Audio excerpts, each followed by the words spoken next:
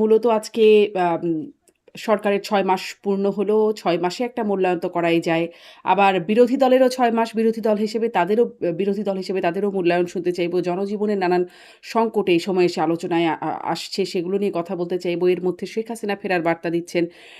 ভারত-বাংলাদেশ সম্পর্ক, ভারতের তৎপরতা ইত্যাদি বেশ কিছু বিষয় নিয়ে আপনার সাথে কথা বলতে চাইবো। শুরুতেই আসলে এই যে ৬ মাস কেমন হলো? মানে ৬ মাসে আপনি কিভাবে মূল্যায়ন করছেন আর জনগণ কিভাবে মূল্যায়ন করছে বলে মনে করছেন? দেখুন, বাংলাদেশ চালানো খুব কঠিন কাজ। এদেশে বেকার সমস্যা প্রকট, এদেশে ট্রাফিক সমস্যা প্রকট, পলিউশন বাড়ছে, রিভার এরোশন বাড়ছে, বন্যা হয়, প্রচন্ড গরম থাকে, এনার্জি ক্রাইসিস, মানুষের ইনকাম লেভেলটা খুব একটা স্যাটিসফ্যাক্টরি না, পুষ্টিমান স্যাটিসফ্যাক্টরি না, হসপিটাল ম্যানেজমেন্ট ভালো না, হসপিটাল অনেক ভালো করাও হয়নি জনসংখ্যা অনুপাতে, অ্যাডমিনিস্ট্রেশন অফ জাস্টিস কখনো স্যাটিসফ্যাক্টরি না। তো এই দেশের মানুষ তো একটা অসন্তোষ নিয়েই দিন পার করে। এ কারণে প্রতিবার যখন ভোট হয় বা পট পরিবর্তন হয় বা আন্দোলন হয় বা আন্দোলন সফল হয়, মানুষ বিপুল আকাঙ্ক্ষা নিয়ে প্রস্তুত থাকে হুম। যে এখন হয়তো বা পরিবর্তন হবে।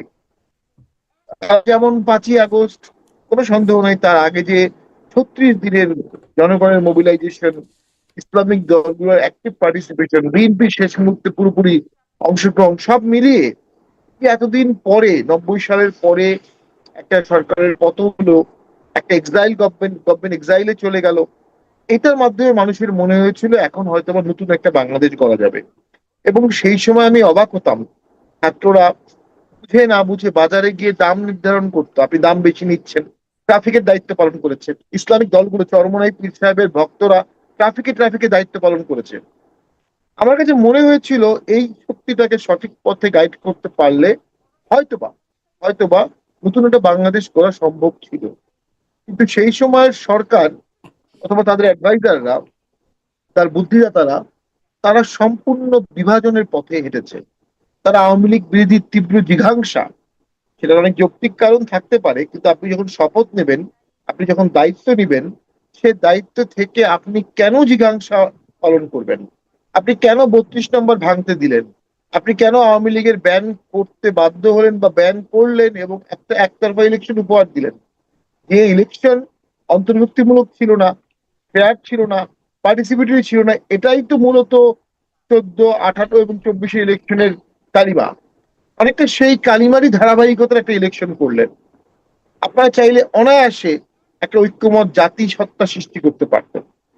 ওই সরকারের সময়ই বাংলাদেশ ভিন্ন পথে চলে গেছে এবং বাংলাদেশ সঠিক পথে ফিরতে এখনো পারেনি। নতুন সরকার কিভাবে এই দেশকে কিন্তু সঠিক পথে আসলে ফেরাবে? আপনি যে বলছেন যে একটু যদিও আমার এটা আলোচনার বিষয় না, তবুও একটু জিজ্ঞাসা করি যে ওই সরকার চাইলে অনায়াসেই একটা ঐক্যমত তৈরি করতে পারতেন। তাই পারতেন কি? মানে তখন যেরকম দগদগে একটা কেবলই আওয়ামী লীগ সরকারকে হটিয়ে দিয়েছে আন্দোলন করে, আন্দোলনরতদের মধ্যে যে একটা দগদগে অবস্থান, আ মানে সেই অবস্থায় কি আসলে বিভাজন এড়িয়ে ঐক্যমত তৈরি করে ফেলা যেত সকল দলমতের মধ্যে? দেখুন, আন্দোলনে 5ই আগস্ট আমাদের এখানে পট পরিবর্তন হলো। এরও অনেক দিন পরে আওয়ামী লীগ ব্যান করা হলো, অনেক হুম, দিন পরে। হুম। আওয়ামী লীগ ব্যান করা হবে এটা তো আন্দোলনের দাবি ছিল না। আওয়ামী লীগকে ভোট করতে দেওয়া হবে না এটা তো আন্দোলনের দাবি ছিল না। সুষ্ঠু ভোট হবে এটা ছিল আন্দোলনের দাবি। অথবা আগে সুষ্ঠু ভোট হয়নি, সেটাই হচ্ছে আন্দোলনের সারে নজরুল, মূল সারে নজরুল। সেখান থেকে তারা ডাইভার্ট হয়ে চলে গেল ভেন্ডেটা, 32 নম্বর ভেঙে ফেলা, হুম। আম, জাদুঘরকে গণভবনকে গণ জাদুঘর করে ফেলা এবং আওয়ামী লীগকে ব্যান করা, আওয়ামী লীগকে ভোট করতে না দেয়, চারটা জিনিস ঘটেছে। এখন সেই সময়ের সরকার যেটা ভুল করেছিল, প্রথম এটা একটা ভুল ছিল, আভ্যন্তরীণ ভাবে ঐক্যমত সৃষ্টি করেনি, ঐক্যমত কমিশন করে 29টি দলকে ডাকেনি। আর যে ভারত আমাদের নিকটতম প্রতিবেশী এবং যে ভারতকে উপেক্ষা করা যায় না, উচিত না, সঠিক না দেশের স্বার্থে, ইউনিস গভর্নমেন্ট আসার সাথে সাথেই দেখা গেল তার আশেপাশের কিছু লোক ভারতের নতুন ম্যাপ আঁকছে, 7 সিস্টার নিয়ে মন্তব্য করছে, ক্যালকাটা দিল্লি দখল করে ফেলবে বলছে।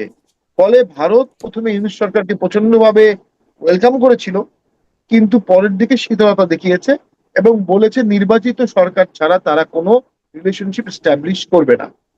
এবং বিক্রম মিস্ত্রি যখন ঢাকায় আসলেন, তখন ইউনুস স্যার দেখা করলেন। পরে ইউনুস স্যার মোদির সাথে দেখা করলেন, খুব সম্ভবত মালয়েশিয়া বা মালদ্বীপে। কিন্তু বাইডেন এত ঘটনা ঘটে গেছে, ভারত একটা স্পষ্ট শীতলতা দেখিয়েছে। সেই শীতলতার ফল কিন্তু নির্বাচন। ভারত যদি শীতলতা না দেখাতো, তাহলে এই নির্বাচন আরো 5 বছর, 7 বছর, 3 বছর, 10 বছর পরে হতে পারত। ঈদগাহ মাঠে কিন্তু ইউনূস স্যারের পক্ষে বলা হয়েছিল 10 বছর, 10 বছর, 10 বছর, 10 বছর। তাই যদি হয়ে থাকে, তাহলে যে মানে আমি ঠিক শীতলতা ভারত, বুঝলাম না। ভারত শীতলতা না দেখালে কিভাবে ১০ বছর পরে নির্বাচন হতে পারত? না, মানে ভারত বলেছিল যে তারা নির্বাচিত সরকার ছাড়া তারা সম্পর্ক পুনঃস্থাপন করবে না। ও আচ্ছা। আর ভারতের সাথে হুম, ওয়ার্কেবল রিলেশন ছাড়া ন্যাচারালি হুম। আমাদের 4,000 মাইলের একটা বর্ডার আমরা আগাতে পারতাম না। তো ইউনূস মানে স্যার একটা ভারতের মেসেজ সাথে পেয়ে গেছে। সম্পর্কের শীতলতা। সম্পর্কের শীতলতার কারণে। জি। ঠিক শীতলতাটা। তো ইউনূস স্যার একটা মেসেজ পেয়ে গেছে যে তাকে ভোট করতে হবে। আমি অনেক বড় কনটেক্সটে বলছি, আপনার কোশ্চেনে আসছি আমি। হুম, এবং সেই কনটেক্সটে কিন্তু জনাব তারেক জিয়া তখনও আসতে পারেননি। যখন দেশে ভোট হওয়া কনফার্ম হলো, তখন তারেক জিয়া আসলেন। তার আশায় হয়তোবা আমার মনে হয় ভারত আমেরিকার কোন একটা ভূমিকা থাকাটা খুবই স্বাভাবিক, কারণ ইলেকশন চাচ্ছিল তারা। আবার সেই ইলেকশনকে কেন্দ্র করেই তারেক জিয়া আসলেন। এবং তারেক জিয়া তার আগে কিছুদিন বললেন, আমার দেশে ফেরাটা সম্পূর্ণ আমার একক ইচ্ছাধীন না। এখানে একটা কম্পারিজন আসে। মাননীয় প্রধানমন্ত্রী প্রায় আহ 16 বছর এক্সাইলে ছিলেন, 16 বছর বা 15 বছর। হুম, এবং ফিরে আসার 7 দিন আগেও বলেছেন যে আমার আশাটা আমার হাতে না। এই 16 বছরের মধ্যে একদিনও ফিরে আসার কথা বলতে পারেননি, কোনো একটা অজানা কারণে, আমরা সেটা জানি না। কিন্তু শেখ হাসিনা, ডেসপাইট তার so many immediate allegation, complain, 3টা রিডিলেকশন, তার বিরুদ্ধে বলা হচ্ছে গণহত্যা হয়েছে, জেনোসাইড হয়েছে, ক্রাইম এগেন্স্ট হিউম্যানিটি হয়েছে, তিনি করেছেন, এগুলো বলা হচ্ছে। তিনি কিন্তু সাহসিকতার সাথে বলে ফেললেন যে আমি ডিসেম্বরেই ফিরে আসবো। এই যে ডিসেম্বর বলার সাথে সাথেই আপনি দেখবেন বাংলাদেশে একটা ব্যাপক রদবদল শুরু হয়ে, একটা টালমাটাল শুরু হয়ে গেছে। একটা পলিটিক্যাল ভাইব্রেশন শুরু হয়ে গেছে, পজিটিভ নেগেটিভ। প্রথম, মাননীয় প্রধানমন্ত্রী সমস্ত দলকে ডাকলেন তার বাসায়, আই মিন তার প্যালেসে, এবং সবাইকে খাওয়ালেন, সবাইকে এক হওয়ার কথা বললেন। ছোট ছোট দলগুলো যেগুলো তার আগে কোনো ভিত্তি ছিল না বা অস্তিত্ব ছিল না, তারা মাননীয় প্রধানমন্ত্রীর কাছে গুরুত্ব পাওয়া শুরু করলো। অনেকে মন্ত্রীও হতে পারে। দ্বিতীয় হচ্ছে সার্জিও গোরা আসলেন। হুম, ওনার আসাটার কয়েকটা অবজারভেশন আমার নিজস্ব। উনি আমার জানা মতে জামাত ইসলামীর সাথে দেখা করেননি। এটা আমি কোনো সঠিক প্রশ্ন পেলাম না। হুম, একজন প্রতিনিধি আসলেন, সরকারি দলের প্রধান মিনিস্টারের সাথে কথা বললেন। প্রোটোকল অনুযায়ী তিনি সব সময় বিরোধী দলের সাথে কথা বলেন, তিনি বিরোধী দলের সাথে কোনো কথা বললেন না। দুই, তিনি পররাষ্ট্রমন্ত্রীর সাথে কথা বললেন। কথা বলার পরে সাথে সাথে দীনেশ ত্রিবেদীর সাথে কথা বললেন। এবং দীনেশ ত্রিবেদীর সাথে কথা বলার পরে দীনেশ ত্রিবেদীর সাথে সাথে চলে গেলেন দিল্লি, নরেন্দ্র মোদীর সাথে কথা বললেন। নরেন্দ্র মোদীর সাথে কথা বলার পর আমার ধারণা উনি আবার সার্জিও গোরকে মতামত দিলেন, এবং সার্জিও গোর সেটা নিয়ে প্রাইম মিনিস্টারের সাথে কথা বললেন। সেখানে আলাপ কি হয়েছে আমরা জানি না, এবং কখনো জানতেও পারবো না। এবং এর পরেই আমরা দেখলাম রয়ের চিফ আসলেন। এটা অফিসিয়াল রুটিন হুম, হতে পারে। হুম, চিফ আসলেন, দীনেশ ত্রিবেদীর সাথে প্রাইম মিনিস্টারের অন্তরঙ্গ আলোচনা হলো। এবং সেই আলোচনা করেও উনি সাথে সাথে দিল্লি চলে গেলেন। অর্থাৎ দীনেশ ত্রিবেদীকে বাংলাদেশে পাঠানো হয়েছে পিএম টু পিএম নেগোসিয়েশনের জন্য। এখানে আর কোনো লেয়ার রাখা হয়নি, আর কোনো লেয়ার নাই। এবং আমি মনে করি দীনেশ ত্রিবেদীর অনেক আলোচনার মধ্যে আওয়ামী লীগ কিভাবে রিভাইভ হবে, এক আওয়ামী লীগ বা এক শেখ হাসিনা ইস্যুতেই তো ভারত বাংলাদেশ রিলেশন পুরোপুরি নির্ভর করে না, করা উচিত না। কিন্তু যেহেতু এতগুলো ফ্যাক্টর তারেক জিয়াকে নিয়ে কাজ করেছে এক সময়, আমরাও করেছি, আমরাও চেয়েছি ভোট হোক, বিএনপি আসুক, আসতেছে, মাননীয় প্রধানমন্ত্রী, প্রধানমন্ত্রী হোক তারেক জিয়া। কিন্তু আমাদের এক্সপেকটেশন ছিল উনি আসার পরে প্রথম অধিবেশনেই আওয়ামী লীগের নিষেধাজ্ঞার যে আদেশটি, সেটি উনি বাতিল করে দেবেন। অথবা যে অর্ডিন্যান্স মূলে আওয়ামী লীগকে নিষিদ্ধ করা হয়েছে, ওই অর্ডিন্যান্সটা র্যাটিফাই করবেন না। যদি ওই অর্ডিন্যান্সটা উনি র্যাটিফাই না করতেন, তাহলে Awami League by default revive করতো, কোনো পলিটিক্যাল ব্লেমও আসতো না। He miss the bus. BNP একটা অসাধারণ পলিটিক্যাল চান্স, টার্ন হুম। কিন্তু নিজের হাতে বিএনপির নষ্ট হাতে এই করে। সুযোগটা, চান্সটা কি ছিল? আপনি বলছেন চান্স। কারণ তাদের উপরে অনেক প্রেশার ছিল, বিরোধীদের একটা প্রেশার ছিল। আন্দোলনের একদম মুখ্য শক্তি যারা, তাদের একটা চাপ ছিল। যারাও রাজনীতিতে এই সময় খুব সক্রিয় বা সরব। ফলে তাদের হাতে আসলে এত চাপের মুখে তাদের আসলে সম্ভব কি করে? আর তাদের নিজস্ব ঘাও তো আছে। আ এই বর্তমান প্রধানমন্ত্রী, তাকেও ওই সময় একরকম গণমাধ্যমে, একরকম না, পুরোপুরি নিষিদ্ধ করে রাখা হয়েছিল। আদালতের রায় ছিল তিনি, তার কথা প্রচার করা যাবে না। তিনি দেশে ফিরে আসতে পারছিলেন না। এরকম একটা অবস্থায়। ফলে তারও তো নিজস্ব উম মানে অবশ্যই মাননীয় প্রধানমন্ত্রী এই মুহূর্তে বাংলাদেশের ইতিহাসের সবচেয়ে নির্যাতিত রাজনীতিবিদ। তার মা 2 বছর জেলে ছিলেন, তার ভাই মারা গেছেন, তিনি 16 বছর ইসরায়েলে ছিলেন, 2 বছর ওই সময় নির্যাতিত ছিলেন। কিন্তু শপথ নেয়ার পরে দেশের স্বার্থ, দেশের সার্বভৌমত্বের বাইরে আর কোনো কিছু মাথায় রাখা উচিত না। এটাই তো শীর্ষ রাজনীতিবিদের কাজ। বঙ্গবন্ধু বলেছিলেন না, আসেন সবাই বাংলাদেশ গড়ি, সবাইকে সাধারণ ক্ষমা দিয়ে দিয়েছিলেন না? বঙ্গবন্ধুকে সাধারণ ক্ষমা দেওয়ার পরে আমাদের জাতীয় পার্টির কাজী জাফর তাকে গিয়ে বললেন, আপনি এটা কি করছেন, আপনি তো ভুল করছেন, ওরা তো আপনাকে মারবে। তখন বঙ্গবন্ধু বলল যে আমাদের দেশটা কোনো আমেরিকা ভারতের মতো বহুজাতিক দেশ না, আমরা একটা জাতির দেশ, একই রকম খাবার খাই, আর একই বাড়িতে কেউ করে মুসলিম লীগ, কেউ করে জামাত, কেউ করে আওয়ামী লীগ, কেউ করে কমিউনিস্ট পার্টি। তুমি কার বিচার করবা? কার দ্বারা কার বিচার করবা? দেশটা তো বাঁচাতে হবে, দেশ শান্তিতে আনতে হবে। ঠিক ওই পজিশনে ছিলেন তারেক জিয়া। ইতিহাসে, বাংলাদেশের ইতিহাসে প্রথমবারের মতো আওয়ামী লীগ এক্সপেক্ট করছিল তারেক জিয়া আওয়ামী লীগ রিভাইভ করবে।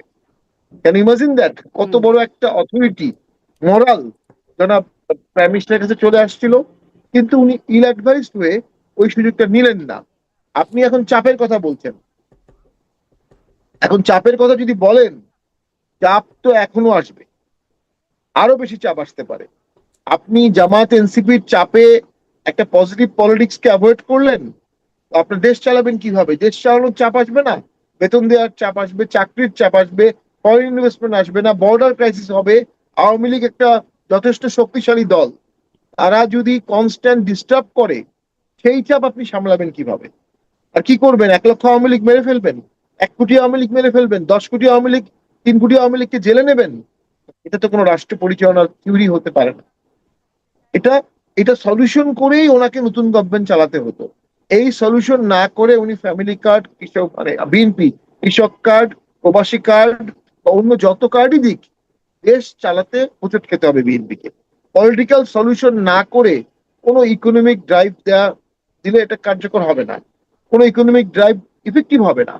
সেই জিনিসটি আমি মনে করি তারা ভুল করেছিল। আর আপনি চাপের কথা বলছেন, 200+ সিট বিএনপি পেয়েছে, 200+ seat, absolute majority in parliament. তার তারা কেন চাপের কাছে নতজানু হবে? জিয়াউর রহমান তো হয়নি। জিয়াউর রহমান তো আওয়ামী লীগকে রিভাইভ করেছিলেন। হুম, যে আওয়ামী লীগ নিজেই বাকশাল করে নিজেকে বন্ধ করে দিয়েছিল, জিয়াউর রহমান রিভাইভ করেছেন। তখন অবশ্য জোহরা তাজউদ্দিন ছিলেন, তিনি এটা নেগোশিয়েট করেছিলেন এবং আওয়ামী লীগের একটা শীর্ষ মহল নেগোশিয়েট করে পরবর্তী পার্লামেন্টে তো আওয়ামী লীগ ছিল। আবার জামাতকেও রিভাইভ করেছিলেন জিয়াউর রহমান। আমি মনে করি অবশ্যই রাজনীতিতে ডিসিশন সবচেয়ে ভুল ডিসিশন। যে ডিসিশনটা মার্চ এপ্রিলে হয়ে যেত বাংলাদেশে, আমি বলছি না মার্চ এপ্রিলে আপনি আওয়ামী লীগ রিভাইভ করবেন, শেখ হাসিনাকে নিয়ে আসবেন, বাট একটা আলোর দিশা, একটা নেগোসিয়েশন, একটা রেজলিউশন হয়ে থাকলে আজকে আমরা দেশটা একটা পরিষ্কার রাজনৈতিক চিত্র পেতাম। পরিষ্কার রাজনৈতিক চিত্র থাকলে অর্থনৈতিক চিত্রটাও আস্তে আস্তে পরিষ্কার হয়, মানুষ ইনভেস্টমেন্ট করে। সেইখানে তো আমি মনে করি অনেক পিছিয়ে যাচ্ছে বাংলাদেশ। হুম। আমি ওই জায়গাটা আরেকটু শুনবো, কিন্তু ওই মানে যেটি আপনি বলছিলেন, ভারতের শীতলতা না মানে আ না দেখালে হয়তো ১০ বছর পরেও নির্বাচন হতে পারত। আপনি বলছেন মার্কিনীদেরও একটা ভূমিকা আছে। আমার অনুষ্ঠানে ব্যারিস্টার আ ফুয়াদ, তিনি বলছিলেন যে মার্কিন চুক্তি, মার্কিনীদের সাথে যে বাণিজ্য চুক্তি করা হয়েছে, সেটি একরকম, সেটি না করার কোনো মানে বিকল্প ছিল না। নির্বাচনকে মানে স্বীকৃতি পেতে বা বৈধতা পেতে আ এই চুক্তির কোনো বিকল্প ছিল না। মানে ভারতের শীতলতার কথা বলছেন, মার্কিনীদের অবস্থান কি ছিল? সার্জিও ওগুরের সফর, অনেক কিছু আমরা জানবো না বলে বলছিলেন। আপনার বিশ্লেষণটা কি, যে মার্কিনীদের কোনো ভূমিকা ছিল কিনা? জি। ওই চুক্তিটা যেটা দেখেছি যে এটা আসলে ওয়েল নেগোসিয়েটেড না, ওয়ান সাইডেড। যদি এই ওয়ান সাইডেড চুক্তি হয়, সেটাই বাংলাদেশ নেগোসিয়েট করতে পারেনি। তো সেখানে আমি মনে করি ওই ভোটের কয়েকদিন আগে চুক্তিটা হয়ে যাওয়া তা অনেকগুলো প্রশ্নের উদ্বেগ করেছে। এবং ওই চুক্তিটা না হলে ভোট হতো না, ব্যাপারটা মনে হয় এরকম না। বরঞ্চ লাস্ট গভর্নমেন্ট তারা দেখানোর চেষ্টা করেছে যে আমরা আমেরিকার বন্ধু আছি, আমেরিকার বন্ধু থাকবো, তার একটা নিদর্শন তারা দেখালো। এবং পুরস্কার হুম, হিসাবে এই সময়ের ফরেন অ্যাডভাইজার তিনি এখন আবার পররাষ্ট্রমন্ত্রী হিসাবে কিন্তু আছেন, জনাব খলিল সাহেব। কন্টিনিউশনটা আছে ওনার হাতেই ড্রাফট করা। উনি তখন ফরেন অ্যাডভাইজার ছিলেন না, তখন ফরেন অ্যাডভাইজার তৌফিক সাহেব নিরাপত্তা ছিলেন, উপদেষ্টা ছিলেন তিনি, হ্যাঁ। নিরাপত্তা উপদেষ্টা ছিলেন। তো ওনার কন্টিনিউশন আছে। হুম, সেটি তো আমি মনে করি অবশ্যই আমেরিকার একটা ইন্টারেস্ট ওখানে ছিল। বাংলাদেশের স্বার্থ রক্ষা না করে শুধুমাত্র একতরফা একটা চুক্তি করে ইউনুস গভর্নমেন্ট শেষের দিকে তাদের দেশপ্রেমহীনতা, তাদের নেগোসিয়েশন স্কিলের গাফিলতি, তাদের দেশের প্রতি কমিটমেন্টের ঘাটতি, এগুলো দেখিয়েছে। ইউনুস হুম, গভর্নমেন্টের প্রথম থেকে একটা করিডোর, মায়ানমারে একটা করিডোর দেওয়া হবে এটা বললেন, সেটা তখনকার সেনাপ্রধান স্পষ্ট বললেন ইলেকটেড গভর্নমেন্ট করিডোর দিতে পারবে, আমরা এটা ঠিক হবে না। নো প্রায় ব্লাডি সকল করিডোর বিজনেস কথাটা মনে মনে আছে, এভাবেই তিনি বলেছিলেন। করিডোর কনভার্ট হয়ে গেল ট্রেড চুক্তি। মানে কোনো একটা কিছু আমেরিকাকে দিয়ে সেই গভর্নমেন্ট দেখালো যে তারা আমেরিকার বন্ধু, তারা আমেরিকার পারপাস সার্ভ করতে পারে, তারা আমেরিকার পারপাস সার্ভ করতে চায়, এবং ভবিষ্যতেও যেন তাদেরকে প্রয়োজনে ইউজ করা হয়। এটা কিছুটা দুঃখজনক। তবে আমি যেটা মনে করি যে ভারত ইউনিট গভর্নমেন্টের সাথে কোনোভাবেই কমফোর্টেবল ছিল না। ভারত যে কোনো মূল্যে ইলেকশনের জন্য প্রেশার দিচ্ছিল। তো সেখানে অবশ্যই আমেরিকার সম্মতিরও দরকার ছিল। হুম। আমেরিকার সম্মতিতে হয়তোবা এই চুক্তিটা কিছুটা ত্বরান্বিত করেছে হয়তোবা। হুম। তবে তো এখন ভারত আমার এখন যেটা নির্বাচিত সরকার পেল। মানে আমি আসলে এই ইস্যুটাতে আরেকটু পরে আসতে চাচ্ছিলাম। কিন্তু যেহেতু কথা চলে আসলো তাই শেষ করি যে ভারত এখন একটা নির্বাচিত সরকার পেল। ভারতের একটা নির্বাচনের জন্য বলছিলেন যে ভারত চাইছিল সেটি পেল। তারপরে এখন আবার সম্পর্কের এই অবস্থায় গিয়ে দাঁড়ালো কেন? দেখলাম সম্প্রতি ধাক্কাটা যেটা আসলো সেটি হচ্ছে ৫ই আগস্ট শেখ হাসিনা দিল্লিতে শেখ হাসিনার প্রেস কনফারেন্সকে ঘিরে। বাংলাদেশ সরকার এতবার করে আহ্বান জানালো, অনুরোধ করলো কিন্তু সেটাকে তারা অগ্রাহ্য করলো। করবার পরে যেটি দেখা গেল যে বাংলাদেশ কড়া প্রতিবাদ জানালো। এর প্রেক্ষিতে ভারত আবার তারপরে আবার সেই দীনেশ ত্রিবেদীর আসা যাওয়া, র চিফের আসা, দীনেশ ত্রিবেদীর সেখান থেকে এসে আবার মোদী সরকারের কাছে গিয়ে রিপোর্ট করা বা তার বৈঠকে জানানো, এরকম একটা তৎপরতা দেখা যাচ্ছে। জি। সাহেব পাটোয়ারি কিছু কি আপনার অ্যাডজাস্ট আমি করার আছে? মানে আমি মনে করি এই মুহূর্তে কোনোভাবেই ভারত এবং বাংলাদেশের কোনো দ্বন্দ্ব এই মুহূর্তে আমি কিন্তু দেখছি না, হুম, একদমই না। তার কারণ তার কারণ তিনি এখন বাংলাদেশে হাই কমিশনার হিসেবে আছেন দীনেশ ত্রিবেদী। উনি ইউনিয়ন মিনিস্টার ছিলেন এবং উনি বলেছেন পিপল টু পিপল রিলেশন হবে, হুম, এবং তাই হচ্ছে। উনি সরাসরি প্রাইম মিনিস্টারের সাথে কথা বলছেন এবং ইন্ডিয়ান প্রাইম মিনিস্টারের কথা বলছেন, অর্থাৎ বাংলাদেশের সাথে ভারতের লেভারেজটা এখন অন পার স্ট্রং জায়গাতেই আছে। কিন্তু আহ, যেটি আগে হতো না, এই নেগোসিয়েশনটা গভর্নমেন্টের সময় হতো না, হুম, অসম্ভব ছিল না। তো আপনি যখন আলোচনা করবেন খোলা মনে, আপনি তো শত্রুর সাথে আলোচনা করছেন না, আপনি প্রতিবেশীর সাথে আলোচনা করছেন, দুই পক্ষই। এখন এখানে শেখ হাসিনা একটা যদি মিটিং করে থাকে, সেইখানে বাংলাদেশ গভর্নমেন্ট এত রিয়াক্ট কর আমি কোনো যৌক্তিক কারণ পাই না। আর আপনি এখনই যদি এত রিয়াক্ট করেন, পরবর্তী রাজনৈতিক পথগুলো আরো অমসৃণ, আরো কঠোর হলে তখন কি রিয়াক্ট করবেন? আপনি তো রিয়াকশন শেষ করে ফেললেন, রিয়াকশনের ভাষা শেষ করে ফেললেন। এটা আজকেও একজন আর্টিকেল লিখেছে, ভারত এবং বাংলাদেশের রিলেশনশিপ কখনো প্রতিক্রিয়াশীল হওয়া উচিত না। কিছু একটা রিয়াক্ট করে আমি সিদ্ধান্ত নিব যে আমি রিয়াক্ট করবো, নো। আমি কি রিলেশন চাই আমার সাথে, আমি সেই রিলেশন মেনটেন করব। এখন শেখ হাসিনা প্রায় ২ বছর ভারতে আছে, ২ বছর পরে উনি একটা প্রেস কনফারেন্স করবে, এটাতে বাংলাদেশ সরকারের এত উত্তেজিত হওয়ার তো কিছু নাই। হুম, এটা তো ওই আইল্যান্ড অফ পিগ ইনভেশনের মতো ঘটনা না। হুম, এটা হয়েছিল ফিডেল ক্যাস্ট্রো যখন বাতিস্তা গভর্নমেন্টকে সরিয়ে দিল, তখন তো ওই যে আমেরিকা সিআইএ ফান্ড দিয়ে হেলিকপ্টারে প্যারাট্রুপার নামিয়েছিল আইল্যান্ড অফ পিকে, তবে একটা কাউন্টার রেভলিউশন ট্রাই করেছিল, সেটা ব্যর্থ হয়েছিল। ভারত তো আর আইল্যান্ড অফ পিক করছে না, আর প্রোগ্রামটাও ভারতীয় সরকারের না, প্রোগ্রামটা একটা প্রাইভেট প্রোগ্রাম। এবং সেটার কিন্তু ফলো আপ করেছে বিবিসি ২-৩টা, Deutsche Welle follow up documentary করছে, সবাই ইন্টারভিউ নিচ্ছে, রয়টার্স লাইভ করেছে, ইন্টারন্যাশনাল মিডিয়া। হুম, তাহলে আপনি ওই মিডিয়াগুলোকে কড়া ভাষায় চিঠি দিয়ে দেন, বিবিসি কে বাংলাদেশে কার্যক্রম বন্ধ করে দেন, রয়টারকে বন্ধ করে দেন। এটা পারছেন না, কারণ কি? যিনি রিলেভেন্ট তার কথা মিডিয়া প্রকাশ করবে, আপনি আটকাতে পারবেন না। এর মানে হচ্ছে শেখ হাসিনা এবং আওয়ামী লীগ বাংলাদেশের রাজনীতিতে অ্যাবসলুট রিলেভেন্ট। এবং আমার small prediction, Awami League revive হয়ে গেছে। এই জানানটা এটা হয়ে গেছে, আমি মনে করি অলরেডি হয়ে গেছে। আমার কথা শুনে অনেকেই কষ্ট পাবেন, দুঃখ পাবেন, গালি দিবেন। আওয়ামী লীগ রিভাইভ হয়ে গেছে, যেহেতু তারা রিলেভেন্সি শো করেছে। এখন এই রিভাইভালটা সরকার, এনসিপি, বিএনপি কিভাবে গ্রহণ করবে? হুম। অ্যাগ্রেসিভলি, পিসফুলি, কিভাবে? এইটাই এখন নেগোসিয়েশন হবে। নেগোসিয়েশনটা এইটাই হচ্ছে। শেখ হাসিনা কি হাঁটতে আমার আমার হাঁটতে এখানেও একটা প্রশ্ন। আওয়ামী লীগ রিভাইভ হয়ে গেছে সেটি তো একটা বিষয় আছেই আলোচনার। কিন্তু আপনি বলছেন সরকার এত তৎপরতা কেন দেখালো মানে শেখ হাসিনার প্রেস কনফারেন্স বন্ধে? সেটি একটা প্রশ্ন হতে পারে। আবার এত তৎপরতা সত্ত্বেও ভারত তো চাইলেই আসলে যেহেতু ভারতে তিনি আশ্রিত আছেন, ভারত তো চাইলেই সেখানে একটা বিধিনিষেধ আরোপ করতে পারত। মানে বাংলাদেশের এত তৎপরতা সরকারের পক্ষ থেকে দফায়, দফায় আহ্বান অনুরোধের সত্ত্বেও একদম অগ্রাহ্যও কেন করল ভারত সরকার? দেখুন, বাংলাদেশে একটা ভোট হয়েছে, এটা আওয়ামী লীগ ছাড়া। বাংলাদেশের ইতিহাসে 15ই ফেব্রুয়ারি ভোট হয়েছিল আওয়ামী লীগ ছাড়া। 88-র ভোট হয়েছিল আওয়ামী লীগ ছাড়া। এর বাইরে আর কোনো ভোট হয়নি। এই ভোটের পরে ভারত স্বাগত জানিয়েছে নতুন সরকারকে। নরেন্দ্র মোদী শুভেচ্ছা বার্তা জানিয়েছেন, নতুন প্রাইম মিনিস্টারকে ভারতে আমন্ত্রণ জানিয়েছেন। কিন্তু এরপরে দেখা গেল দিন পার হচ্ছে, আওয়ামী লীগ রিভাইভ হচ্ছে না। তাহলে এই যে একটা পলিটিক্যাল রেজলিউশনের প্রত্যাশায় সবাই জনাব তারেক জিয়াকে আস্থায় স্থাপন করলো, সমর্থন দিল, হয়তোবা আমরাও দিয়েছিলাম, কিন্তু সেখান থেকে দেখা গেল প্রত্যাশাটা পূরণ হচ্ছে না। স্বাভাবিকভাবেই ভারত কেন শেখ হাসিনাকে বন্ধ করবে এখন? আর শেখ হাসিনাই বা কেন প্রেস কনফারেন্স করা থেকে নিজেকে বিরত রাখবে? তার স্মৃতিবিজড়িত 32 নম্বরের বাড়ি হুম, ভেঙে দেওয়া হয়েছে, তাকে হুম। ফাঁসি দেওয়া হয়েছে, তাকে ভোটে অংশগ্রহণ করতে মানে দেওয়া মানে হয়নি। শেখ হাসিনা বা আওয়ামী লীগ তো চাইবেই। তাদের সম্পূর্ণ তাদের অবস্থাটা বোঝা যাচ্ছে। তারা তো চাইবেই এভাবে রেলিভেন্ট হতে। কিন্তু আমার প্রশ্ন হচ্ছে আ ভারতের কি এতে স্বার্থ উদ্ধার হলো? মানে ভারতেরও তো বাংলাদেশের সাথে বাণিজ্যিক সম্পর্ক, বাংলাদেশের সাথে সম্পর্ক, অনেক ধরনের সম্পর্ক তাদেরকে রাখতে হচ্ছে। যার কারণে একটা বিশেষ তৎপরতাও সেই প্রেস কনফারেন্সের পরে বাংলাদেশের কড়া প্রতিক্রিয়ার পরে বেশ একটা তৎপর অবস্থান দেখা যাচ্ছে তারেক রহমানকে ভারত সফর করানোর জন্য। আম আ ফলে মানে এটা কি ভারতের স্বার্থের জন্য ভালো হলো? মানে ভারত তার নিজের স্বার্থেই এমনটা করল? ভারতের সাথে বাংলাদেশের অর্থনৈতিক স্বার্থ আছে।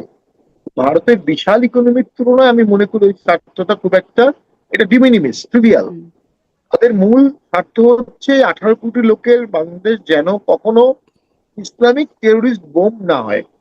হুম, এবং সেটা এতদিন পর্যন্ত হয়নি, বাংলাদেশের কালচারেও এটা নাই। তবে তারা ভয় পায় এবং যৌক্তিকভাবে ভয় পায়, যদি আওয়ামী লীগের মতো একটা সোকল বা একটা লিবারেল ফোর্স রাজনৈতিক দল হিসাবে না থাকে বাংলাদেশে, তাহলে যে শূন্যতার সৃষ্টি হবে, এই শূন্যতা উগ্রবাদ, ইসলামিক মৌলবাদ, ইসলামিক আল্ট্রা টেরোরিজম, তারা এটা টেক ওভার করে ফেলতে পারে। আমরা তো একসময় শুনেছি বাংলা হবে আবেগ আফগান, তো আমরা শুনেছি পাকিস্তান প্রীতিও আমাদের দেশে অনেকের মধ্যে আছে।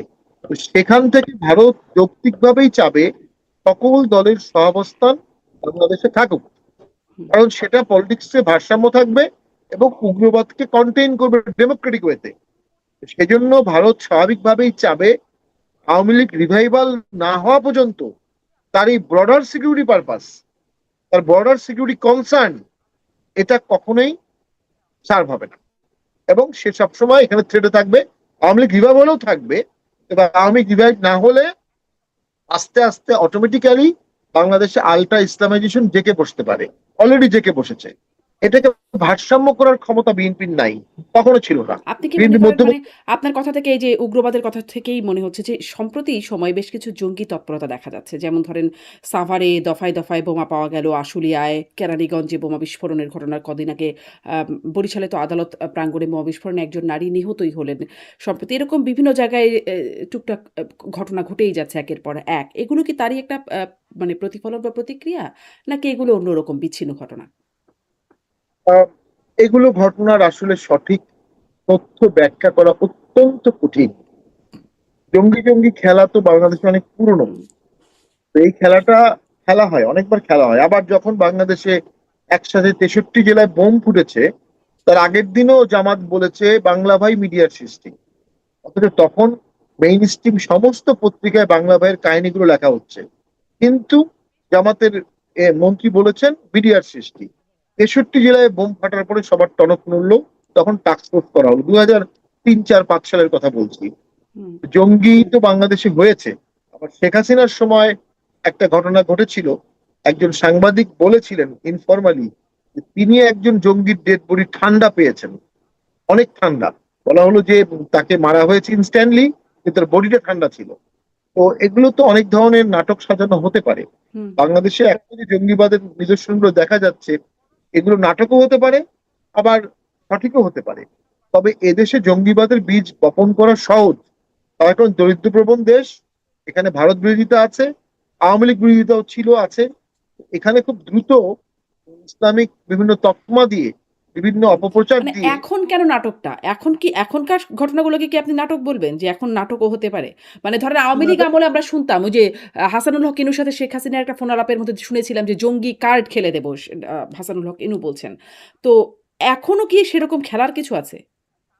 আমি এখন এটা জঙ্গি খেলা মানে নাটকও বলতে পারছি না, অরিজিনালও বলতে পারছি, কারণ আমি ওই ওই ধরনের কোনো পজিশনে নেই বলার মতো। তবে আমি অনুভব করি বাংলাদেশে যদি আওয়ামী লীগ রিভাইভ করা না হয়, এদেশে যদি উদার মুক্তিযুদ্ধের সপক্ষের দলগুলো অ্যাক্টিভলি রাজনীতি না করে, যদি নাটক না হয়, যদি লালনের গান না হয়, নজরুল গীতি না হয়, রবীন্দ্রসঙ্গীত না হয়, বাউল না থাকে, কালচারাল অ্যাক্টিভিটিস কমে গেছে, 50% কমে গেছে বাংলাদেশে গত 2 বছরে। ফ্যান্সরা ইনকাম করতে পারছে না, যারা এই শিল্পের সাথে জড়িত তারা স্ট্রাগলে পড়ে গেছে, তারা হুম। শিল্প ছেড়ে দিচ্ছে। তো বাংলাদেশে এর বিপরীতে যে আরেকটি ইসলামিক কালচার আছে, সেটা আস্তে আস্তে বাড়ছে এবং বাড়বে। এবং সেখান থেকে আলটিমেটলি আলট্রা ইসলামী হিসেবে টার্ন নেয়া একটা সময়ের ব্যাপার মাত্র। এই ঝুঁকি সবসময় আছে, এটি সরকারকে উপলব্ধি করতে হবে। তো মাঠে যখন আপনি সকল রাজনৈতিক দল থাকবে, সকল মত থাকবে, তখন এই ভারসাম্যের খেলায় আমি মনে করি বাংলাদেশ কখনোই আলট্রা ইসলামিক দেশ হবে না। ইন্ডিয়ার কনসার্ন ওই জায়গাতেই, আলট্রা ইসলামিক দেশ যেন বাংলাদেশ না হয়। কারণ বাংলাদেশ গরিব দেশ, মুসলিম দেশ, এবং লারকেলেঙ্গে পাকিস্তান করারও দেশ, আবার 71 মুক্তিযুদ্ধ করারও দেশ। এত জাতিগত ডিলেমা আমাদের মধ্যে আছে, এই জাতিকে সুইং করে কোনো একটা দিকে নিয়ে যাওয়া বেশ সহজ। তো যখন এখানে ইসলামিক ফোর্সের কাউন্টার কোনো পলিটিক্যাল স্ট্রং ফোর্স থাকবে না, তখন সেই ইসলামিক ফোর্সে চাইলেই বাংলাদেশের মানুষকে যে কোনো দিকে ধাবিত করতে পারে। এই যে কোনো দিকে ধাবিত করা ন্যাচারালি একটা রিজিউয়াল ইনসিকিউরিটি ক্রিয়েট করবে। সেই জন্য ইন্টারনাল পলিটিক্স ঠিক করতে হবে। জি। মানে এই জঙ্গি তৎপরতার ঘটনায় বিডি নিউজের একটা খবর পড়ছিলাম যে রাজধানী ও আশেপাশের এলাকায় সাম্প্রতিক বিস্ফোরণ ও বোমা উদ্ধারের ঘটনায় নাজমুল হাসান মামুন ওরফে বোমারু মামুনকে খোঁজা হচ্ছে, পুলিশ খুঁজছে এবং যিনি ৯ বছর আগে গ্রেপ্তার হয়েছিলেন জঙ্গি তৎপরতার কারণে এবং ৫ই আগস্টের পর তিনি জামিনে বের হয়ে গেছেন। এবং খবরে আরো বলা হচ্ছে তার বানানো বোমার আত্মঘাতী বিস্ফোরণে ২০১৭ সালে পান্থপথের হোটেলে সাইফুল ইসলাম নামে একজন তরুণ নিহত হন। এবং গেল জানুয়ারিতে ওই মামলায় সবাইকে খালাস দেয় আদালত। ওই রায়ে আদালত বলেছে যে বিগত ফ্যাসিস্ট সরকার বিরোধী নেতাকর্মী হিসেবে মানে তাদেরকে বর্ণনা করে যারা ছাড়া পেয়েছেন। মানে আসলেই তো ৫ই আগস্টের সময় বা তারপরে জঙ্গি নেতা বলে অভিযুক্ত যারা ছিলেন, মামলা চলছিল যাদের বিরুদ্ধে তাদের একাধারে সবার মোটামুটি জামিন হয়ে গেল। তার একটা প্রভাব কি হতে পারে? মানে যেটা আসলে হ্যাঁ, বিডি নিউজ বলছে। তা না। ৫ই আগস্টের আগের আন্দোলনের প্রথম ধাক্কাতেই বেশ কিছু জেলখানার ওয়াল ভেঙে হুম। কয়েকজন জঙ্গিকে বের করে নিয়ে আসা হয়েছে আন্দোলনের মধ্যে। তো সেটা আমি মনে করি যে অবশ্যই একটা মাস্টার প্ল্যানের পার্ট। এবং এই জঙ্গিরা, এই অস্ত্ররা বাংলাদেশে রয়ে গেছে। এবং আমাদের সাবেক উপদেষ্টা আসিফ নিজেই তো বলেছেন যে অস্ত্র ছিল, অস্ত্র আছে, আমরা সশস্ত্র সংগ্রামে যেতাম। তাই আমিও 3 তারিখে 3 আগস্ট টকশোতে বলেছিলাম যে এখন বাংলাদেশে কম্প্রোমাইজ না করে শেখ হাসিনা, তাহলে বাংলাদেশে সশস্ত্র আন্দোলন হবে। ওনারা তো সুস্পষ্ট বলেছে অস্ত্র ছিল, অস্ত্রের যোগান ছিল, এখনো আছে। হুম। সেই অস্ত্রটা কোনো কিন্তু না এই কাজে তো ব্যবহার হবে। হ্যাঁ, এই অস্ত্রের যোগানটা কোথা থেকে সেটার কি কোনো মানে সন্ধান পরবর্তীতে কখনো হলো? তবে আমি মনে করি যেহেতু আমাদের এখানে পাশে একটি মায়ানমার কনফ্লিক্ট জোন আছে, সেখানে মায়ানমার সিভিল ওয়ার চলছে, যাদের সাথে আমাদের বর্ডার আছে, কি আছে, এটা ওখান থেকেও আসতে পারে। এখান থেকে আসুক, অস্ত্র ঢুকে যাওয়া তো দেশের জন্য ভয়ঙ্কর কঠিন বিষয়। এবং অস্ত্র উদ্ধার করারও কোনো পদক্ষেপ আগের সরকার নেয়নি, বর্তমান সরকার নিতে পারছে না। তো সেই প্রেক্ষাপটে আমি তো মনে করি বিএনপি নিজের স্বার্থেই পলিটিক্যাল রেজলিউশন করতে হবে। বিএনপি পলিটিক্যাল রেজলিউশন করে দেশটাকে অর্থনৈতিক কিছু উন্নয়ন উপহার দিবে, মেগা প্রজেক্ট কিছু উন্নয়ন করবে, এবং তারা জনপ্রিয়তা ধরে রাখার চেষ্টা করবে। আর যদি পলিটিক্যাল রেজলিউশন তারা না করে, তারা কোনোভাবেই অর্থনৈতিক উন্নয়ন করতে পারবে না, বা ধারে কাছেও যেতে পারবে না। তখন তারা জনপ্রিয়তাও হারাবে। একদিকে আপনি রেজলিউশন করলেন না, আর একদিকে আপনি জনপ্রিয়তাও হারালেন। তার সাথে যুক্ত হবে, আমি যেটা গতকাল টকশোতে বললাম, এই যে ক্যাকাকোফোবিয়া, ক্যাকাকোপিওফোবিয়া, অর্থাৎ এক ধরনের হেরে যাওয়ার ভয়। যখন 1-2 বছর চলে যাবে, তখন বিএনপির মধ্যে পরবর্তী নির্বাচনে হেরে যাওয়ার ভয় শুরু হবে। তখন বিএনপি প্রশাসনকে নিয়ন্ত্রণ করবে, প্রশাসনকে ফেভারিটিজম করবে। কেয়ারটেকার গভর্নমেন্টের রূপরেখা নিয়ে কিন্তু এখনো কোনো আলোচনা করছে না। কেয়ারটেকার গভর্নমেন্টকে বাইপাস করার চেষ্টা করবে, এবং দেশে আবার একটা নব্য স্বৈরতন্ত্র পরিপূর্ণরূপে রূপ লাভ পাবে। কারণ রাজনীতি সঠিক ঠিক হলো না। এখন রাজনীতি ঠিক করলে ভবিষ্যতে আমাদের স্বৈরতন্ত্র হবে না। এখন রাজনীতি যদি আমরা ঠিক না করি, ভবিষ্যতে ঘুরে ফিরে স্বৈরতন্ত্র আসবে। সেখান থেকে তো আমি মনে করি সকল দিক থেকে একটা পলিটিক্যাল রেজলিউশন, একটা পলিটিক্যাল ম্যাচুরিটি, একটা পলিটিক্যাল স্টেটসম্যানই বাংলাদেশকে বাঁচাতে পারবে। আপনি রাজনৈতিক বিশ্লেষণের কথা বলছিলেন, তারেক রহমান প্রধানমন্ত্রী হয়ে একটা ট্রেন মিস করেছে সেই কথাটাও বলছিলেন। কিন্তু রাজনৈতিক জায়গার বাহির থেকেও মানে ধরেন জনজীবনের যে সংকট, আ যখন বিএনপি ৬ মাস সরকার গঠন করার পর ৬ মাস পার করছে তখন এই যে সংকটগুলোর কথা বলছিলাম, গ্যাস সংকট, বিদ্যুৎ সংকট, ঘরে, ঘরে মানে শিল্প কারখানাগুলো বন্ধ হয়ে যাচ্ছে। মাঝে, মাঝে বিদ্যুৎ আসছে এরকম একটা অবস্থা। লোডশেডিং অতীতের সকল রেকর্ড দফায়, দফায় ছাড়াচ্ছে। আ এইরকম একটা অবস্থা মানুষের মূল্যায়ন কি সরকার নিয়ে? মানে এটি অ্যা মানে এবং এটাও একটু বলি যে এই সরকার প্রায়ই বলছে যে সরকারের গুরুত্বপূর্ণ ব্যক্তিরা বলছে যে এটি আসলে বিগত সরকারের মূলত আওয়ামী লীগ সরকারের রেখে যাওয়া জঞ্জাল, ভুল নীতি, দুর্নীতির ফসল। আসলে কি সেরকম নাকি? আপনার বিশ্লেষণ কি? পলিটিক্যাল কথা, আওয়ামী লীগ কি শুধু জঞ্জাল রেখে গেছে? আওয়ামী লীগ কি পদ্মা সেতু রেখে যায়নি? আওয়ামী লীগ কি আপনার এক্সপ্রেসওয়ে রেখে যায়নি? আওয়ামী লীগ কি 8 লেন 6 লেন হাইওয়ে গুলো রেখে যায়নি? আওয়ামী লীগ কি আপনার বড় একটা চমৎকার ট্রেন ব্যবস্থা ইমপ্রুভ করে দিয়ে গেছে না? এমআরটি রেখে যায়নি? আওয়ামী লীগ তো শুধু জঞ্জাল রেখে গেছে এটা না। আওয়ামী লীগ রাজনীতিটাকে নষ্ট করেছে, এটা সত্য। ভোটটাকে নষ্ট করেছে, প্রতিষ্ঠান নষ্ট করেছে, তবে ইনফ্রাস্ট্রাকচার অ্যামেজিং করেছে। এবং যে ইনফ্রাস্ট্রাকচার শেখ হাসিনা করেছে, এটা বাংলাদেশে ভবিষ্যৎ কোনো গভর্নমেন্টের পক্ষে করা অসম্ভব কঠিন হবে। এটা করার যোগ্যতা এরশাদ স্যারের ছিল, সে সময় বাংলাদেশে অর্থ ছিল না। আর বর্তমান সরকারের অর্থও নাই, আবার এই ধরনের মেগা প্রজেক্ট করার মতো দৃঢ়তাও নাই। সেই ক্ষেত্রে আমি মনে করি জঞ্জাল রেখে যায়নি। আমি মনে করি একটা ইনফ্রাস্ট্রাকচার শেখ হাসিনা রেখে গিয়েছিল, হুম, সেগুলোকে কাজগুলো শেষ করে ফেলা দরকার। আর হ্যাঁ, পলিটিক্যালি যেটা তারেক জিয়া সাহেব যেটা ফেস করছেন, এটা হচ্ছে 17 বছর পরে তার দল ক্ষমতায় আসছে। কিন্তু 17 না, 2006 থেকে 26, 20 বছর পরে প্রায়। এই 20 বছর আগের তার যে অভিজ্ঞতা, 20 বছর আগের তার যে নেতাকর্মী, তার যে প্রবীণ, তারা এখন কতটা কন্ট্রিবিউট করতে পারবে? বাংলাদেশে 5 বছর পর পর গভর্নমেন্ট চেঞ্জ হলে যেটা হয়, নতুন গভর্নমেন্ট এসে আগের আগের আমলের তার লোকজনকে নিয়ে আসতে পারে। কিন্তু তারেক জিয়া চাইলেই তো আর 5 সাল 6 সালের লোককে আনতে পারবে না। সেই জন্য তার চ্যালেঞ্জটা হচ্ছে আওয়ামী লীগের রেখে যাওয়া পুলিশ, আওয়ামী লীগের রেখে যাওয়া অ্যাডমিন, আওয়ামী লীগের রেখে যাওয়া ব্যুরোক্রেসি দিয়েই তাকে কাজ করতে হবে এবং মোটিভেট করতে হবে। সেটা যদি উনি না করেন, তাহলে আপনি পলিটিক্যাল রেজলিউশন করলেন না, demotivated bureaucracy, demotivated police, and foreign পলিসিও এলোমেলো, তাহলে তো বাংলাদেশ ফেরাস্ট হয়ে যাবে কমপ্লিটলি। এই সলিউশন গুলো তো করতেই হবে, এবং এই সলিউশন গুলো প্লজিবল।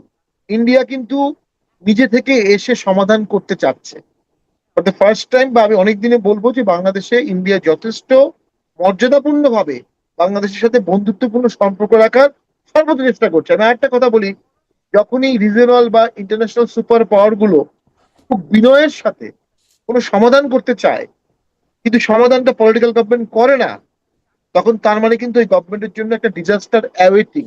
মানে এক্সাম্পল, মানে খুব যে চেষ্টা করছে বিনয়ীভাবে ইন্ডিয়া সেটার নজির কি? প্রমাণ কি? কথাবার্তাই তো বিনয় যে জনাব তারেক জিয়ার সাথে দেখে তার মনে হচ্ছে জন্ম জনান্তরের সম্পর্ক, অসংখ্য আগে থেকেই তার পরিচয়, মনেই হচ্ছে না প্রথমবার দেখা হচ্ছে। এগুলো তো হাই পলিটিক্যাল ফ্রেন্ডশিপ কথাবার্তা। আমি মনে করি এটা মর্যাদাপূর্ণ কথাবার্তাই হচ্ছে। নরেন্দ্র মোদী নিজে ইনভাইট করছেন, এটাও তো মর্যাদাপূর্ণ আমি বলবো। আমি যেটা বলছি, পিটার হাস যেটা করেছিলেন, তিনিও কিন্তু এই দৌড়দৌড়ি করেছিলেন 22 সালে, 23 সালে। আমরা অসংখ্য বসেছিলাম তখন, ইউর সাথে, ইউরোপিয়ান ইউনিয়নের সাথে বসেছি, ইউএস এর সাথে বসেছি, সবার সাথে বসতাম। এবং তারা এই বিনয়ের সাথেই সমাধানের চেষ্টা করেছিল। এবং লাস্টে পিটার হাস শুধু একটাই কথা বলেছিল, একটা লাইন এই টোটাল বিনয়ের মধ্যে, যদি ডেমোক্রেটিক্যালি গভর্নমেন্ট চেঞ্জ না করা যায়, তাহলে জনগণ আনডেমোক্রেটিক পথ বেছে নেবে। এক্স্যাক্টলি 2024 সালের জুলাই আগস্টে তাই ঘটেছে। তো আমি মনে করি এঙ্গেজমেন্টটা হচ্ছে, এর মাধ্যমে মেসেজও দিচ্ছে ভারত বা অন্যরা। এবং সার্জিও করে আরেকটা মেসেজ দিয়ে গেছেন, যেটা আমার নিজস্ব আন্ডারস্ট্যান্ডিং, তুমি এখানে সরকার দেশ চালাতে গেলে তুমি ভারতের মতামতকে বা পজিটিভ মতামতকে পুরোপুরি উপেক্ষা করো না। এবং তারপরে কিন্তু আমরা দেখলাম যে প্রধানমন্ত্রীর সাথে হাই কমিশনারের দেখা হলো। তো ভারত এবং আমেরিকা একটা ডিরেকশনে বাংলাদেশকে চাচ্ছে পলিটিক্যালি, হুম। সেটা অ্যাভয়েড করা সরকারের কখনোই ঠিক হবে না। জি। এখন এই ভারতকে বিভিন্ন সময় ধরেন আপনারাও দল হিসেবে কূটনৈতিক পর্যায়ে আপনিও যে বলছিলেন যে বিভিন্ন অনেক বৈঠক করেছেন।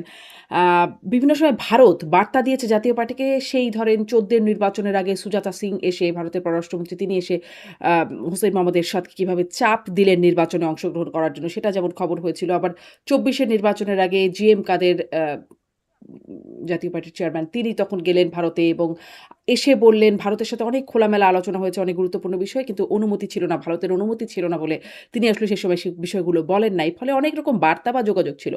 এখনো কি আছে? কোনো বার্তা দিচ্ছে ভারত আপনাদেরও? না, দেখুন, এই বিষয়গুলো বলতে গেলে অনেক কথা বলতে হবে। একটা হচ্ছে আমির খুসরো সাহেবও অনেকদিন ভারতে ছিলেন সেই সময়, 16, 17, 18 সালে। তো ভারত একটা ফ্যাক্টর, পলিটিক্যালি তো আমরা ইগনোর করতে পারি না। আপনি ভারত বিরোধিতা করে অনেক ভোট পাবেন, মানুষ হই দিয়ে উঠবে, কিন্তু ভারতের সাথে অ্যান্টাগনিস্টিক থেকে দেশ চালানো কঠিন হবে। সেটা ভারতেরও বাংলাদেশের প্রতি অ্যান্টাগনিস্টিক থাকার কোনো যৌক্তিক কারণ নেই, বাংলাদেশেরও নাই। অটল বিহারী বাজপেয়ীর সেই বিখ্যাত কথা, you may change your enemy, you may change your friend, but you cannot change your neighbour. এখন বাংলাদেশে তো 2001-এ কোনো সমস্যা হয়নি। 2001-এ তো জামাত বিএনপি সুন্দর ক্ষমতায় আসলো। শেখ হাসিনার রেখে যাওয়া প্রশাসন, শেখ হাসিনার ছকে করা কিছুটা কেয়ারটেকার গভর্নমেন্ট তখন এত অ্যাগ্রেসিভ ছিল না।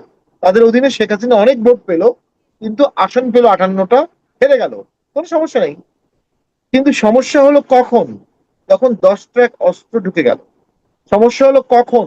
যখন বিএনপি 1,28,00,000 ভুয়া ভোটার দিয়ে আবার যে কোনো মূল্যে, বিএনপি জামাত যে কোনো মূল্যে ক্ষমতা আসার চেষ্টা করলো। সমস্যা হলো তখন, যখন ইয়াজউদ্দিন সাহেব টেক ওভার করে নিলেন নিজেই। হুম, অর্থাৎ যে কোনো মূল্যে আবার ভোটে জিততে হবে, এই ফিলোসফিতে যখন বিএনপি চলে গেল, তখন ভারত সহ সকল সুপার পাওয়ার 111 নিয়ে আসলো। আচ্ছা, এবং লগি বৈঠা ছিল। এবং এরপরে যখন আওয়ামী লীগ আসলো, তখন ভারতের মনে হলো যে একতরফা আওয়ামী লীগ দীর্ঘমেয়াদী থাকলেও ভারতের সিকিউরিটি কনসার্ন নাই। অর্থাৎ একতরফা ভোটের আওয়ামী লীগ দীর্ঘদিন ক্ষমতায় থাকে, অ্যাটলিস্ট ভারতের সিকিউরিটি কোনো কনসার্ন নাই। যদিও আমি মনে করি এটা ভারতের রং এমফেসিস। একতরফা ভোটে কখনো সিকিউরিটি এনশিওর হয় না। তো সেক্ষেত্রে ভারত নিজেও নিশ্চয়ই তার রিশেপিং করছে, তার পলিটিক্যাল ল্যান্ডস্কেপ, তার থিঙ্কিং অ্যাবাউট বাংলাদেশ চেঞ্জ করেছে, চেঞ্জ করতে হবে তাকে। আমি তো মনে করি ভারতের জামাতের সাথেও আলোচনা করা উচিত। দীনেশ ত্রিবেদী সাহেবের জামাত ইসলামীর সাথেও বন্ধুত্বপূর্ণ আলোচনা করা উচিত। বাংলাদেশের কিছু মানুষ এবং ভারতের কিছু মানুষ জামাতকে কখনো পলিটিক্যাল পার্টি হিসাবে দেখে না। আমি মনে করি সময় আসছে জামাত স্বীকার করে নেয়া জামাত একটা পলিটিক্যাল পার্টি। তাদের 71-এর ভূমিকা নিয়ে আমি ভোটের মাঠে তাদের ক্রিটিসাইজ করতে পারি, তাদের 2001 থেকে 2006 অনেক ভূমিকা নিয়ে কথা বলতে পারি, হুম। কিন্তু তারা একটা পলিটিক্যাল পার্টি হিসাবে তরুণদের মধ্যে ঢুকে গেছে। এবং এই তারুণ্য জামাত বিরোধী দ্রুত হবে না। তো সেক্ষেত্রে আমি মনে করি অন বোর্ডে বিএনপি কে যেমন এনেছে ভারত, হুম। সরকারি দলকে এনেছে, তাদের বিরোধী দল জামাত ইসলামীকেও আনতে হবে। এবং জামাত ইসলামীকেও সে বিষয়ে সচেষ্ট থাকতে হবে। জামাত ইসলামী শুধু অ্যান্টি ইন্ডিয়ান রাজনীতি করে যাবে, আহ, এটা তো হতে পারে না। তাহলে কিন্তু জামাত ইসলামী বা অ্যান্টি বা আওয়ামী লীগ রাজনীতি করে যাবে, তাহলে 10 বছর জামাত সুখে থাকবে, আবার 10 বছর জামাত চরম নির্যাতনের মধ্যে থাকবে। হার্ডলাইন দল হিসাবে জামাতের অনেকে হয়তো বা এটা একসেপ্ট করতে পারে, এটা কোনো পলিটিক্স হতে পারে না। হুম। কিন্তু এবং আমার দেশের প্রশ্নটা ছিল যে ভারত আপনাদেরকে দল হিসেবে জাতীয় পার্টিকে কোনো বার্তা দিচ্ছে কিনা? আপনাদের সাথে কোনো যোগাযোগ হচ্ছে কিনা? যেহেতু আপনার টক শোতে খোলামেলা কথা বলি, আমরা 26 সালের ভোটে যাওয়ার ব্যাপারে অত্যন্ত দ্বিধাদ্বন্দ্ব ছিলাম। তখন স্বাভাবিকভাবেই ভারতের পক্ষ থেকে এবং বিএনপির পক্ষ থেকেই আমাদেরকে ভোটে যাওয়ার জন্য অনুরোধ করা হয়েছিল। আমরা অনেকটা বিএনপিকে ইনভাইট করেই ভোটে গিয়েছিলাম। হুম। স্বাভাবিকভাবেই ভোটের পরে যেহেতু আমরা পার্লামেন্টে নাই, প্রসেসে নাই, আমাদের সাথে সেভাবে আর যোগাযোগ নাই। তবে আমরা ভারতের কার্যকলাপগুলো পর্যবেক্ষণ করছি, অবজার্ভ করছি এবং দেখছি তারা কিভাবে আস্তে আস্তে সরকারের সাথে এঙ্গেজমেন্ট বাড়াচ্ছে, হুইচ ইজ গুড। আমরা তো কোনো মিলিটারি সলিউশন চাই না। Bangladesh Kant afford any military solution, কোনোভাবেই না, কোনো পক্ষ। এক্ষেত্রে ডিসকাশন করছে, আলোচনা করছে, এটি তো বাংলাদেশের জন্য কিন্তু একটি আমার এই অপরচুনিটি। প্রশ্নটা আপনার কাছে যেহেতু আপনি বললেন ভারতের অনুরোধেই আসলে ২৪ সালে ভোটে যাওয়া আপনাদের। তার আগে আপনারা দ্বিধাদ্বন্দ্বে ছিলেন। ভারত অনুরোধ করে দ্বিধাদ্বন্দ্বটা কাটিয়ে দিল কি করে? হ্যাঁ, না, ভারতের মানে ভারত আসলে দ্বিধাদ্বন্দ্ব কাটিয়ে দিল এই কারণে, একটা লজিক তারা আমাদেরকে দেখিয়েছিল। ভারত বলতে আমি বলছি ভারতের সাংবাদিকরা বা যারা ছিলেন এখানে, তারা যেটা লজিক দিয়েছিল যে আওয়ামী লীগ ভোট করতে পারছে না, আওয়ামী লীগের মার্কা ব্যালটে থাকবে না, তোমরা ভোট করলে তোমাদের মার্কাটা ব্যালটে থাকবে এবং এই মার্কা নিয়ে আর কখনো কেউ কোনো প্রশ্ন করতে পারবে না। এটা আমাদের কাছে লজিক্যাল মনে হয়েছে। প্লাস নতুন গভর্নমেন্ট বিএনপি হবে, আমরা যদি ভোটে না যাই তাহলে বিএনপি আমাদেরকে আওয়ামী লীগের পাল্লায় দিবে। আর যদি আমরা ভোটে যাই তাহলে বিএনপি হয়তো বা চিন্তা করবে না, জাতীয় পার্টিও ভোটে আসছে, ভোটে ইনক্লুসিভ হয়েছে, এখানে বিএনপি আমার ধারণা জাতীয় পার্টির প্রতি রুষ্টটা কমে আসবে। যে গ্যাপটা ছিল আমাদের সাথে 14 সালে, 18 সালে, 24 সালের কারণে, সেটা অনেকটাই কমে গেছে আসলে। এটা 26-এর ভোটে যাওয়ার কারণেই কমেছে। তবে আমরা আপনারা ২৬ এ ভোটে গেলেন বলে বিএনপির সাথে গ্যাপ কমলো? বিএনপি তো আরো নারাজ না, হলো, আপনাদের উপর অসন্তুষ্ট হলো ভোটে যাওয়াতে। 26-এর ভোটে ও যাওয়া হলো, হ্যাঁ, 24। ২৬ হ্যাঁ, ২৪ এর কথা বলছি। হ্যাঁ। আরেকটা জিনিস ঘটেছে, সেটা হলো বিএনপি নিজেও পর্যবেক্ষণ করছিল জাতীয় পার্টি ভোটে যায় কিনা। হুম, হুম। জাতীয় পার্টি ভোটে গিয়ে প্রমাণ করেছে জাতীয় পার্টি 14, 18, 24-এর মতো একদম আওয়ামী লীগ যা বলবে তাই করবে, সেটা না। জাতীয় পার্টি নিজস্ব রাজনীতি করছে। আরেকটা জিনিস ঘটেছিল যেটা আমি বারবার বলেছি, আপনার টকশো বলেছি, জাতীয় পার্টি ভোটে না গেলে ডক্টর ইউনূস, এনসিপি এবং জামাত, তারা শেষ মুহূর্তে কোনো এক সময় ভোটে উইথড্র করতো না কিন্তু আমি না এবং ভোট। কনফিউজড হয়ে গেলাম। মানে আসলে আপনারা ২৪ সালে তো ভারতের অনুরোধে ভোটে গেলেন।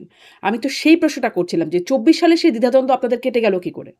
ভারতের অনুরোধে গিয়েছে, আমি সে সময় মহাসচিব ছিলাম না, সেটা আমি বলতে পারবো না। তবে আমি একটা কথা বলতে পারি, আমাদের পার্টির চেয়ারম্যান জিএম কাদের যখন ভারতে গিয়েছিলেন, যেটা নিয়ে এত সমালোচনা, আমার ধারণা উনি ভারতের থিঙ্ক ট্যাঙ্ককে বুঝাতে গিয়েছিলেন যে বাংলাদেশে আর কোনো একতরফা ভোট বাংলাদেশ এফোর্ড করতে পারবে না।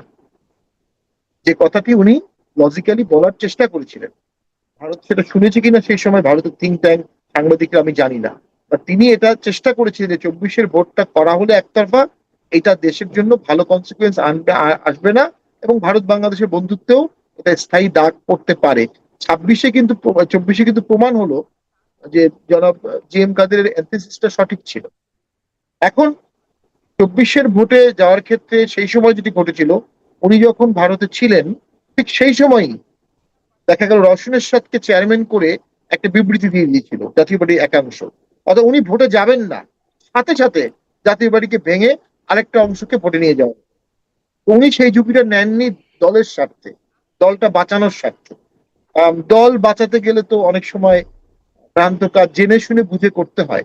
রাজনীতি তো নীলকণ্ঠ, হুম, বিষ খেতে হবে জেনে শুনে বুঝে। ওই জনাব তারেক জিয়া সাহেবকেও বিষ খেতে হবে।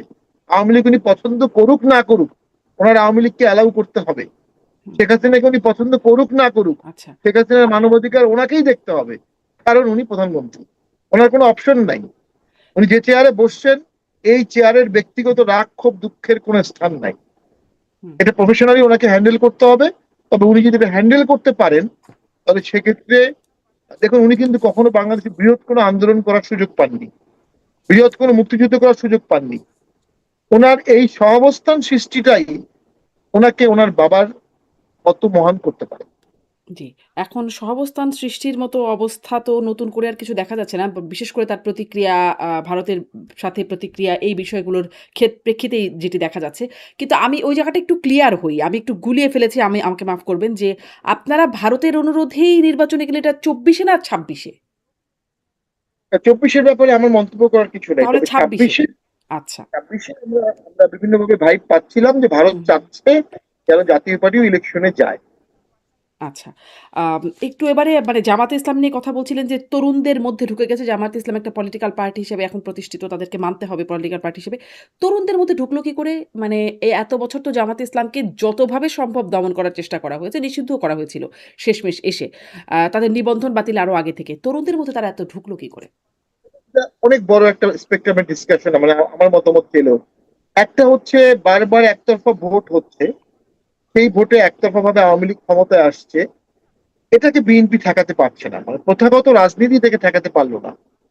তাহলে অপ্রথাগত রাজনীতি ইসলামিক দলের দিকেই তরুণরা একটা ধাবিত হলো, কারণ তার সামনে আইকন নাই। দুই হচ্ছে coaching centre, school support, college support, মাদ্রাসা সাপোর্ট, এগুলো প্রাতিষ্ঠানিক ভাবে জামাত যেভাবে দিতে পেরেছে আর কোন দল তার 1% দিতে পারেনি, এটাকে আপনি অন্যায় বলতে পারবেন না। হুম, আমার মনে হয় 20 বছর পরে ডাকসু দখল হবে, এটা মাথায় রেখে 20 বছর আগে কোচিং সেন্টার করা হয়েছে এবং অনেক ছেলেপেলেকে ফ্রি পড়ানো হয়েছে কোচিং সেন্টারে। সভাপতি তারা পাবলিক ইউনিভার্সিটিতে বেশি চান্স পেয়েছে এবং চান্স পেয়ে শিবির করছে, ভোট করছে, জয়ী হচ্ছে। তো আমার কাছে মনে হয় একটা বিশাল বড় দীর্ঘমেয়াদী প্ল্যান নিয়ে জামাত আগিয়েছে, যেটা সকল দলের কাছে শিক্ষণীয়। এবং এই হুম, তরুণরা কিন্তু বাকি জীবনও জামাতই করবে, বাকি জীবনও জামাতই করবে। এখান থেকে আপনি তাকে সরাতে পারবেন না, এটা একটা বাস্তবতা। আজকে বাংলাদেশের প্রায় সব কটা বিশ্ববিদ্যালয় শিবিরের অ্যাবসলিউট মেজরিটি, একতরফা ভোট হলে শিবির জিতবে যদি সকল দল একসাথে অংশগ্রহণ করে। এটা এখনো কি পরিস্থিতি সেরকমই আছে? মানে আমরা তো দেখেছি একটা সকল বিশ্ববিদ্যালয়ের শিবিরই জিতেছে। এখন আবার ছাত্রদল এবং শিবিরের মধ্যে ভয়াবহ সাংঘর্ষিক একটা অবস্থান বিশ্ববিদ্যালয়গুলোতে। একটা অবজারভেশন আছে, অবশ্যই শিবির জিততো। লাস্ট টাইমও ইউনিস গভর্নমেন্টের সময় ফেয়ার ইলেকশনে এককভাবে ভোট করলেও শিবির সব জায়গায় জিততো, কিন্তু মার্জিনটা অনেক বেশি হয়ে গেছে। এই যে মার্জিনে শিবির ডাকসুতে বা অন্য জায়গায় জয়লাভ করেছে, ওই মার্জিনে তো ন্যাশনাল ভোটে কিন্তু জামাত ইসলামী জয়লাভ করলো না। অর্থাৎ ওইসব জায়গায়, ডাকসু সহ সব জায়গায় কোনো একটা কারণে আমার ধারণা ছাত্রলীগ তারা শিবিরকে ভোট দিয়েছে। দুটো কারণে: এক, শিবিরের আচরণগত কিছু ভালো ব্যবহারের কারণে, কিছু প্রোটেকশন দিয়েছে শিবির এই কারণে। দ্বিতীয় হচ্ছে বিএনপিকেও একটা মেসেজ দেওয়া হয়েছে যে তোমরা যদি আওয়ামী লীগের প্রতি ট্রু অ্যান্টাগনিস্টিক থাকো, সামনের ভোটে তোমরা কিন্তু জামাতের কাছে হেরে যাবে। এবং বিএনপি কিন্তু এই ভয়টা পেয়েছে এবং আমরা দেখেছি তারা ভোটের সময় বিভিন্ন ভাবে আওয়ামী লীগের ভোট টানার চেষ্টা করেছে। ওই যে আমি বললাম প্রত্যাশা, প্রথমে যেটা আপনাকে বলেছিলাম, ভোটের আগে তো জনাব তারেক জিয়া একটা প্রত্যাশা দিয়েছে যে আমি সহাবস্থান করব। বড় বড় নেতারা বলেছে যে আওয়ামী লীগের অফিস খুলে দিয়েছে বিভিন্ন জেলায়। ভোটের পরে গিয়ে এ বিষয়ে শীতল হয়ে গেছে, যেটি খুবই ঝুঁকিপূর্ণ। আপনি প্রথমবারের মতো একটা আশা আকাঙ্ক্ষার কেন্দ্রবিন্দু হয়ে আপনি আশাটাকে ঘুরে বালি দিয়ে দিলেন, আপনি 5 বছর চালাতে অনেক কষ্ট হবে। তো আমি মনে করি তরুণদের মধ্যে জামাত ঢুকেছে, এটা ভয় পাওয়ার কিছু নাই। তাদেরকেও গতানুগতিক জামাতের রাজনীতি থেকে বের হয়ে আসতে হবে। আমাদেরকেও এটা মানতে হবে জামাত শিবির আমাদের রাজনীতির পার্ট, আমাদের সমাজের পার্ট। তাদের সাথে সহাবস্থান, তাদের সাথে উঠা বসা, তাদের সাথে পলিটিক্যাল আলাপ, তারা যেন বেশি বেশি টক শোয়ে আসে, পলিটিক্যাল ডিসকাশনে যায়, তাদেরকে ওপেন আপ করা, এটা এখন জাতি গঠনের জন্য দরকার। জামাত বিরোধী দল হিসেবে এই ১ম বারের মতো তাদেরও ৬ মাস বিরোধী দল হিসেবে তাদের মূল্যায়নটা মানে বিরোধী দল হিসেবে জামাত কিভাবে মূল্যায়ন করছেন? খুব বিনয়ের সাথে বলবো জামাত অ্যাজ এ বিরোধী দল কনফিউজড, পারপ্লেক্স, হেজিটেন্ট। তারা কি বিরোধিতা করবে এটা ঠিক বুঝে উঠতে পারছে না, কতটুকু করবে এটা বুঝে উঠতে পারছে না। কারণ একটাই, পলিটিক্সটা স্পষ্ট না। এই জামাত তো কিছুদিন আগেও বিএনপির সাথে একসাথে আন্দোলন করেছে বিএনপির বিরুদ্ধে। জামাতের এনিমি কি, সরি, মানে আওয়ামী লীগের বিরুদ্ধে। জামাতের অপোজিশন কি বিএনপি না আওয়ামী লীগ? জামাতের অপোজিশন কখনো, জামাতের অপোজিশন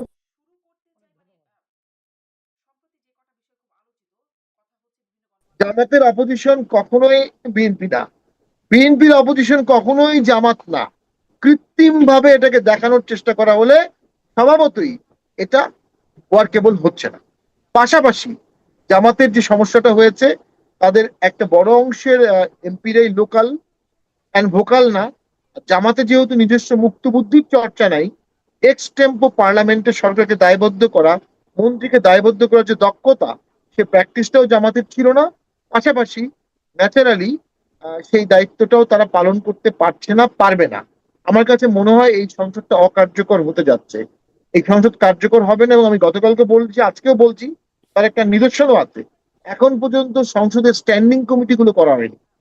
অর্থাৎ কেউ একজন মাননীয় প্রধানমন্ত্রীকে এই অ্যাডভাইসটা দেননি যে নতুন সংসদে 1 মাসের মধ্যে স্ট্যান্ডিং কমিটি করতে হয়, প্রথম অধিবেশনেই করতে হয়।